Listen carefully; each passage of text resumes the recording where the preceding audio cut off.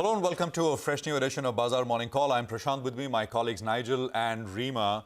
Guys, hi. Hi, good morning. And it's looking like it's going to be a little soft and sideways kind of open. We thought that yesterday as well, right? We got a soft open. Not a soft open, we got a flat open. And then the market just kind of picked up and rallied on.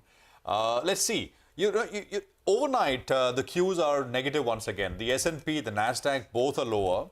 Nasdaq more by about 1.5%. The S&P is down about 1% or just under 1%. By the way, the S&P 500 is in bear market territory. I mean, defined as that classic 20% decline from the top once again. That level, that marker is 38.55. We closed it at about 38.17 or so. As I said, techs, of course, seeing a bit more pressure. The story is not different. The story is the same. What is top of mind for markets is basically recession fears and how bad it's going to be, whether it's going to be a short, shallow one or maybe a longer, prolonged one. And I think there is no new information, perhaps except the fact that we got, home builder sentiment index out of the US, which, barring the COVID period, I mean, you've got to exclude that, it's the lowest in December that we've seen in the last 10 years or so. So that kind of tells you, it only underscores the point that sentiment is kind of turning for the worse, which is exactly what the central bank wants. But the only problem is that they still want a hike all the way to 5%, maybe beyond 5%, as per their last commentary.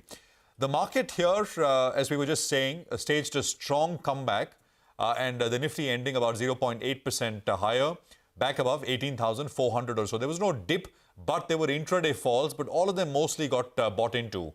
On the way up now, there are multiple resistance levels between 18,435 and 18,525. The 20-day moving average, by the way, also coincides in that band. The 20-day as of yesterday's close stands at 18,542 or so. That's a short-term sentiment reversal kind of level above which the market needs to get its head above. The day's low yesterday was 18,244. So, I mean, it's got not got great significance, but it'll be generally well and good if at some point the market kind of comes back. And it stays above that particular level. So that's 18,244. The Bank Nifty also bounced from the 20-day moving average, and it saw a positive close. So that's good. I mean, that's been the stronger of the two indices. It's gotten a little tricky recently. On the way up, there are... so what you can do is you can... to analyze what happens in the very near term, these are very near-term levels, you take the recent high and the recent low and draw a retracement. So there are two numbers, the 50% and the 61.8% retracement of the recent fall. That stands at 43,616, and then there is 43,742. Very near term, 300, 400 point kind of levels on the Bank Nifty. Those are your resistances. The 20-day for the Bank Nifty stands at 43,280 from where the market bounced. So that, in a way, kind of becomes a bit of a support level. So we'll see. The market here has been absolutely incredible all year, and I think yesterday was a demonstration once again. Asia was down, US was down, but the market here kind of singing to its own tune. Will that continue as we get closer and closer into the end of the year? That's the question. The SGX is down about 30 points or so. Guys, hi. Hi, good morning. So the SGX suggesting that we will have a bit of a give back after that solid 150-point rally that we had on the Nifty. And just to underscore that point about India's outperformance, the US markets have been declining for the last 4 trading sessions. In the last 4 trading sessions, the S&P 500 has fallen by nearly 4%. In contrast, the Nifty is only down close to about 0.9%. So the streak of outperformance continues right till the end of 2023. That said, there is lack of liquidity and lack of triggers on the horizon. Yesterday, in terms of flows, the FI sold 540 crore in the cash market. The DIIs bought 687 crore. But we have seen a sharp drop-off in the gross purchases as well as selling. Just look at the gross purchases by the FIs over the last couple of days. A week back, we were averaging close to about 9,000, 8,000, going up to 10,000.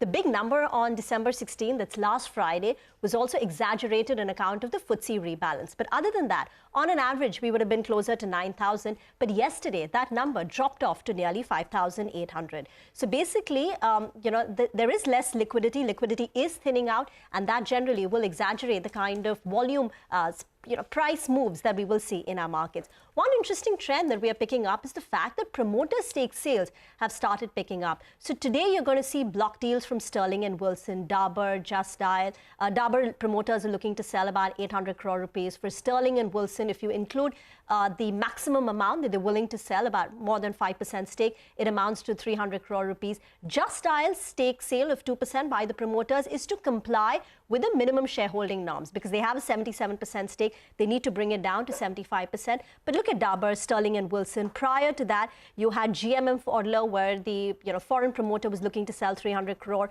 Aberdeen had indicated that they want to sell their 10% stake in HDFC, AMC. In the Sapphire Foods block deal as well, we have the promoters bringing their stake down. And even in the IPOs, which are currently open right now in the market, one of them is KFin Tech. That's a pure offer for sale of 1,500 crore rupees. And even the other one, Elen Electronics, we'll talk more about it. This is the new IPO, which opens today for subscription. In that, out of the 475 crore that the company is looking to raise by way of fundraise, 300 crore is going to be an offer for sale. So just one trend that off late you are seeing a lot of promoters, bringing down their stake or looking to exit. Well, Reema, everyone's asking, what about Santa? Where's the Santa Claus rally? I guess we got a glimpse of him, right, yesterday? I guess the Nifty has been nice. So maybe Santa visits here first. Because the US markets are under some pressure. But the Indian markets, well, we're doing relatively better if you observe for the last few sessions. But getting to the market setup then, well, yesterday we went down to around that 18,250. We took support out there and we did bounce off those levels. The bulls, they didn't want to see the Nifty slide to around the 50 DMA, and that's why from the lows we did see a good bounce. The heavyweights, they put their hand up yesterday. They got counted. ITC, HDFC, Reliance Industries. That's what offset the weakness that we saw in IT names. And the Nifty Bank went for a day of consolidation. But for me, yesterday's session was good because the number of stocks advancing were more than the number of stocks declining. Not to take away from the fact that the institutional participation has gone down. So the institutional first, I'm looking at the DI and the FI number together. The participation of both of them is down by 25 to around 30% in comparison to December averages itself. And yesterday, for whatever it's worth, you got a net institutional buy number of around 150 crores. The previous couple of sessions on low volumes, well, you had close to around 450 crores of net sell number. So you'll hope that since volumes are thinning out, at least you get a positive institutional number going ahead. Moving to the FNOQs then, you'll see you only got 150 crores of net institutional buy number. Well, there was a short covering bounce that played out. The Nifty went higher. The open interest was down by close to around 3.5%. And that perfectly ties in with what the FIs did in the FNO market. Because on index futures, they covered close to around 13,000 short contracts. Remember, they continue to remain net long on the index, and that was backed up with put writing. So in yesterday's trading session, they wrote close to around 87,000 put contracts, which was heartening to see. What were they writing? 18,300, 18,350, as well as 18,200 put. Between them, 85 lakh shares getting added. On the flip side, the call writers, well, they scrambled for cover yesterday. The 18,300 as well as 18,350 calls, well, there was unwinding of open interest, telling you that the call writers, well, they were getting out of the market. Now, we're not out of the woods. You'll get a fresh breakout only once you cross that 20 DMA. On the downside, the 50 DMA becomes a bit of a support zone. Though in the near term, if you're taking a long trade, then yesterday's low becomes crucial. That's around 18,250. Since the SGX Nifty is suggesting a 25-30 point downtick, my guess is that if you get maybe a 80-100 point downtick, then risk reward could favor the bulls. But otherwise, it appears we're in a bit of a range. Bit of a range. That's the outlook coming in on the Indian indices. Let's get to the opinion that we've got from wise men this morning. Mahesh Nandurkar of Jefferies says 80% plus of the rate hikes by the US Fed are now in the bag. He says India policy rates are also 25 to 50 bips away from peak levels, and the impact of rising rates on market valuations seem to be priced in. He says, notwithstanding the recent COVID spike, China opening up theme has gathered momentum, which is good news for developed markets to emerging markets and the shift to developed market to emerging market shift and India flows. He says they deploy their recently raised cash in the model portfolio into metals. Additionally, they shift their weight from Bharti, Zomato and Maruti into L&T, Reliance and banks. Well, let's get you some money market views as well. This is Bhaskar Panda of HDFC Bank, who says that the dollar index has been moving in a narrow range, and since no major events are there, the trend will remain. He says Brent crude oil prices have also been moving around $80 per barrel, which should help India. In Indian markets, he says a lower dollar index and risk sentiment has ensured that the USD-INR pair closed lower yesterday. He expects that pair to trade in a range of between 82.5 to 82.7 to a dollar for the day. On the bonds, Bhaskar Panda says all major central bank actions have been priced in and he expects range-bound movement in the yield. He expects the 10-year benchmark yield to trade in a range of 7.25 to 7.3% for the day.